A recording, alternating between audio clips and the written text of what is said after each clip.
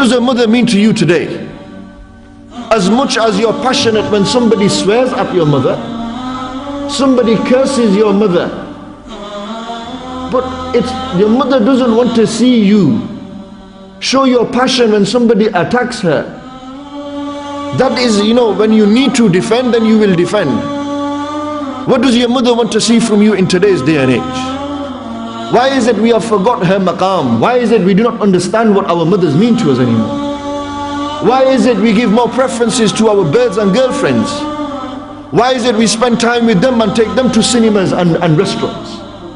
Why is it that we kiss them and we cannot kiss the hands of our mothers? Why is it that we began to disrespect them? We consider them to be nothing. Yet when you was a child, when you was nothing in this society, when you was not even 6 months old, when you had absolutely nothing to your name, you was lam yakun shay'an madhkura, as Allah said in the Quran, you was absolutely nothing. Nobody knew who you were. You was nobody. Your auntie didn't want to know you. Your grandfather and grandmother didn't want to know you. At times when you were hungry, who was there to feed you? At times when there was no one to clothe you, who was there to clothe you? At times when you fell down, who picked you back up? Yet this very same mother that we have forgotten in today's society, the very same mother that you degrade, this is the sad reality of the day and age we live in. That when you hit the age of 16, 17 years old, you think to yourself that, yeah, I've achieved something, I'm something big now. You hit university and you think, I'm bigger than my mother and father. I own my mother and father now. I am the one who is better than my mother and father. When it comes to this issue when it comes to the mas'ala of rishta and choosing your husband and your wife for you, you think you know better than your mother and father. You think your mother and father are nothing now. Because why? Society has given you this arrogance inside you. Society has put such arrogance inside you that you think, I am greater than my mother and father. That's the reality of the day and age we live in. We give far more time to society. We give far more time to our girlfriends and boyfriends. But when it comes to our mothers and fathers, I don't need to do it. Go ask him to do it. Who are you to tell me? These are the answers that we are giving to our mothers and fathers.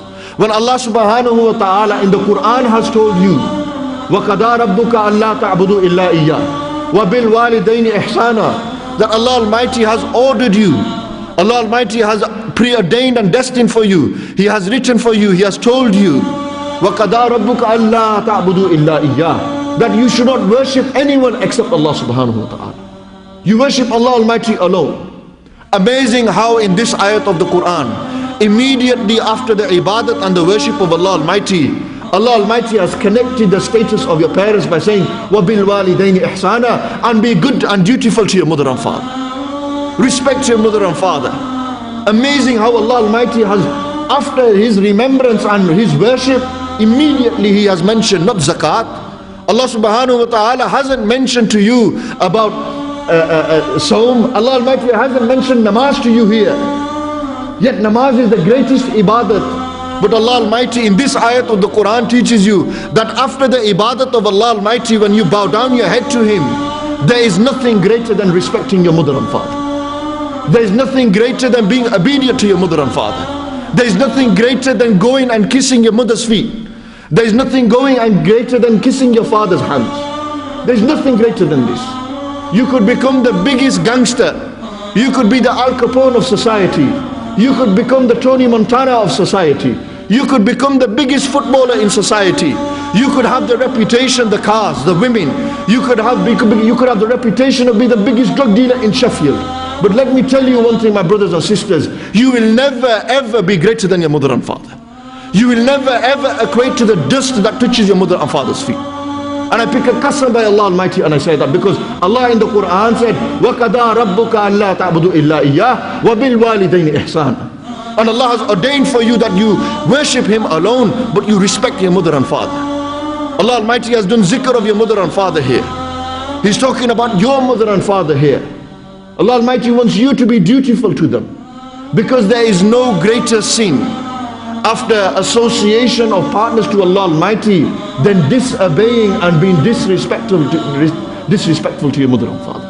There is no greater sin than that.